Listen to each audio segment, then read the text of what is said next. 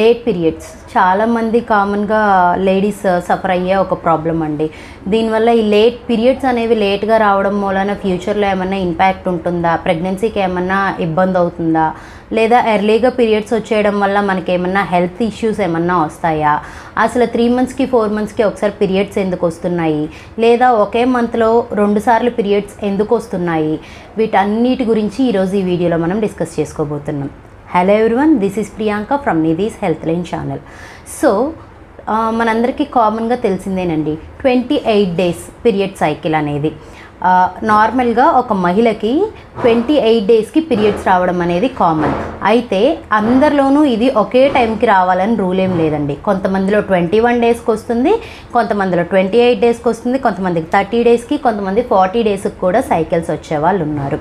So depending upon the women, అంటే ఆ మహిళకి ఎప్పుడు సైకిల్ వచ్చేది అనేది ఆ మహిళ మీదే డిపెండ్ అయి ఉంటుంది. కొంతమందిలో 30 days సైకిల్ ఉంటుంది, కొంతమంది 40 days సైకిల్ ఉంటుంది. అలా 40 daysకి సైకిల్ వచ్చింది అనగానే అది లేట్ పీరియడ్స్ అని, లేదా 21 daysకి సైకిల్ వస్తుంది అనగానే ఎర్లీగా పీరియడ్స్ వచ్చేస్తున్నాయి అని కంక్లూడ్ చేసుకోవడం తప్పండి.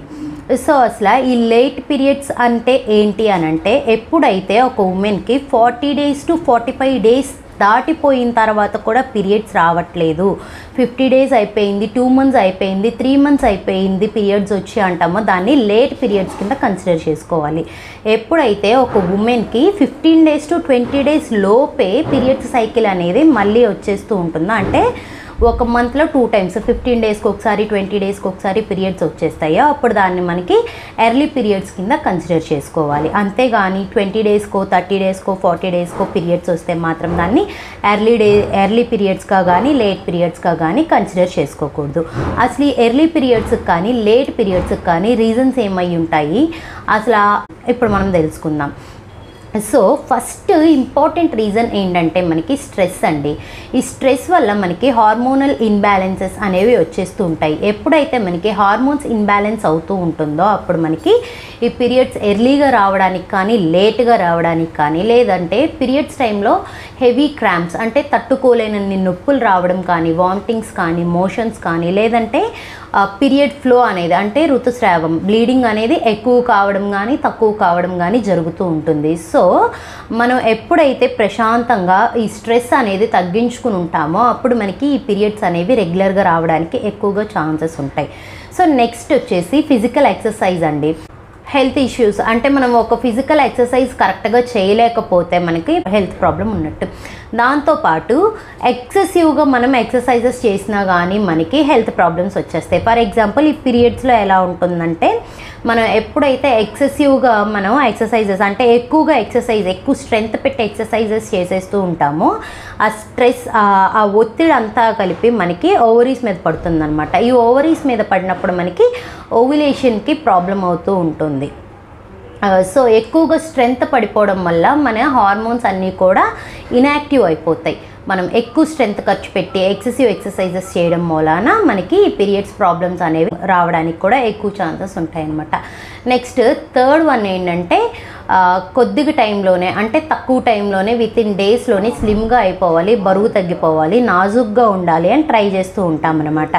సో దీనికి మనం ఏం చేస్తామంటే, మనకి అవసరమైన క్యాలరీస్ కంటే కూడా తక్కువ క్యాలరీస్ తీసుకుంటూ ఉంటాము. సో అవసరమైన దానికంటే తక్కువ న్యూట్రియంట్స్ మనం తీసుకునేటప్పుడు ఏమవుతుందంటే ఓవ్యులేషన్కి ప్రాబ్లం అవుతుంది. ఈ ఓవ్యులేషన్కి ప్రాబ్లం అయినప్పుడు ఏమవుతుందంటే మనకి ప్రాపర్ ఎగ్ అనేది రిలీజ్ అవ్వదు. ఎప్పుడైతే మనకి ఎగ్ అనేది రిలీజ్ అవ్వదో అప్పుడు మనకి ఖచ్చితంగా పీరియడ్స్ ఆగిపోతాయి అన్నమాట. సో ఇలా కూడా మనకి పీరియడ్స్ ప్రాబ్లమ్స్ రావడానికి ఛాన్సెస్ ఉంటుంది. నెక్స్ట్ రీజన్ వచ్చేసి ఓవర్ వెయిట్ అండి. మనం ఓవర్ వెయిట్ ఎప్పుడైతే ఒబీస్ అయిపోతామో అప్పుడు మనకి ఏమవుతుందంటే ఇన్సులిన్ అండ్ ఈస్ట్రోజన్ హార్మోన్స్ అనేవి ఎక్కువగా రిలీజ్ అవుతూ ఉంటాయి. ఎప్పుడైతే మన బాడీలో ఈ ఇన్సులిన్ అండ్ ఈస్ట్రోజన్ హార్మోన్స్ ఎక్కువగా యాక్టివ్గా ఉంటాయో అప్పుడు మనకి పీరియడ్స్ అనేవి కంప్లీట్గా ఆగిపోవడానికి ఛాన్స్ ఉంది. దాంతోపాటు డిలే అవ్వడానికి కూడా ఎక్కువ ఛాన్సెస్ ఉన్నాయండి. నెక్స్ట్ వచ్చేసి కాంట్రాసెప్టివ్ పిల్స్, అంటే గర్భ నిరోధక మాత్రలు ఎవరైతే ఎక్కువగా యూస్ చేస్తూ ఉంటారో వాళ్ళల్లో ఈ పీరియడ్ ప్రాబ్లమ్స్ అనేవి మనం ఎక్కువగా గమనిస్తూ ఉంటాం. నెక్స్ట్ వచ్చేసి ఎవరికైతే బీపీ కానీ షుగర్ కానీ థైరాయిడ్ కానీ ఇట్లాంటి మెడికల్ ప్రాబ్లమ్స్ ఉంటాయో వాళ్ళల్లో కూడా మనము ఈ పీరియడ్స్ అనేవి లేట్గా రావడానికి కానీ ఎర్లీగా రావడానికి కానీ ఎక్కువ ఛాన్సెస్ ఉన్నాయి. నెక్స్ట్ వచ్చేసేసరికి మనకి ఏదైనా అదర్ ట్రీట్మెంట్స్లో ఉంటాయి, అంటే మనకి ఏదైనా మెడికల్ కండిషన్స్ కానీ యాక్సిడెంట్స్ కానీ ఫీవర్స్ కానీ ఇట్లాంటివి ఏమన్నా అయినప్పుడు సడన్గా మనం ఎక్కువ యాంటీబయాటిక్స్ అనేవి యూజ్ చేస్తూ ఉంటాము. సో ఈ ఎక్కువ యాంటీబయాటిక్స్ అనేవి యూజ్ చేసినప్పుడు ఏంటంటే మనకి పీరియడ్స్ ప్రాబ్లం కంపల్సరీ ఉంటుందండి. ఈ యాంటీబయాటిక్స్ ఎప్పుడైతే ఎక్కువ తీసుకుంటామో పీరియడ్స్ మీద ఖచ్చితంగా ఇంపాక్ట్ ఉంటుందన్నమాట.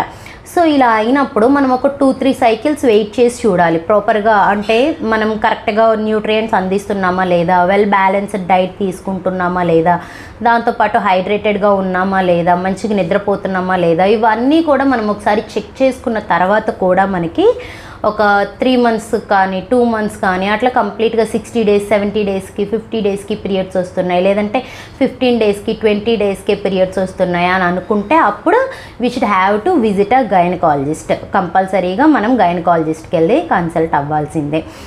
నెక్స్ట్ వచ్చేసేసరికి ఇంకా మెనోపాజ్ అండి.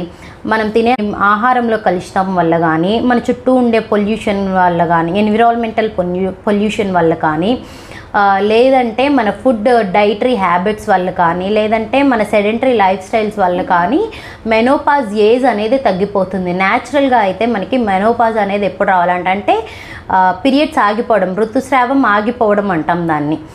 అది ఎప్పుడు అవుతుందంటే 45 to 55 years మధ్యలో మనకి కరెక్ట్గా జరగాలండి. కానీ ఇప్పుడున్న ఈ పొల్యూటెడ్ వరల్డ్ వల్ల మనకి ఏమవుతుందంటే అది 35 years కూడా కుదించుకుపోతుంది అనమాట. అంటే 30 yearsలోను 35 years 40 years లోపు మెనోపాజ్ కూడా వచ్చేస్తుంది. ఇలా మెనోపాజ్ వచ్చేసినప్పుడు ఏమవుతుందంటే అప్పుడు కూడా మనకి కంప్లీట్గా పీరియడ్స్ అనేవి ఆగిపోతాయి. హోప్ ఈ వీడియో మీకు యూజ్ అవుతుందని. మర్చిపోకుండా ఈ వీడియోని లైక్ చేయండి, షేర్ చేయండి అండ్ మన ఛానల్ని సబ్స్క్రైబ్ చేయండి. Thank you for watching my video.